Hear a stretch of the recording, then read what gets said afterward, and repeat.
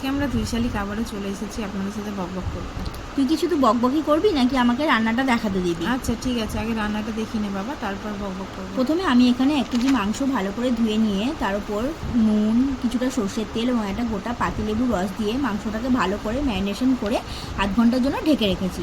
তারপর আমি এদিকে চলে এসেছি মশলা রেডি করতে। কিছুটা আদা, রসুন, গোলমরিচ ও কাঁচা লঙ্কা বেটে নিয়েছি, সাথে কিছুটা পোস্ত, কাজু বাদাম বেটে নিয়েছি, সাথে 5-6টা পেঁয়াজও কেটে নিয়েছি। এবার চলে গেলাম রান্নায়। প্রথমে কড়াইয়ে বেশ খানিকটা সর্ষের তেল দিয়ে তাতে কেটে রাখার অর্ধেকটা পেঁয়াজ বেরেস্তা করে তুলে নিয়েছি। তারপর ওই তেলের ওপর গোটা গরম মশলা, 2টো তেজপাতা ও শুকনো লঙ্কা ফোড়ন দিয়ে তাতে কেটে রাখা বাকি পেঁয়াজটা দিয়ে দিয়েছি। পেঁয়াজটা হালকা বাদামি হয়ে এলে তার উপর আগে থেকে ম্যারিনেশন করা মাংসটা দিয়ে ভালো করে নেড়ে চেড়ে তার উপর আগে থেকে বেটে রাখা আদা, রসুন, গোলমরিচ, কাঁচা লঙ্কা, স্বাদ মতো নুন, কাশ্মীরি লঙ্কা ও কিছুটা হলুদ দিয়ে ভালো করে কষিয়ে নিয়েছি। মাংসটা কষানো হয়ে গেলে আগে থেকে বেটে রাখা কাজু বাদাম ও পোস্তটাও দিয়ে আবারও কিছুক্ষণ নেড়ে চেড়ে তার উপর বেশ কিছুটা গরম জল দিয়ে দিয়েছি।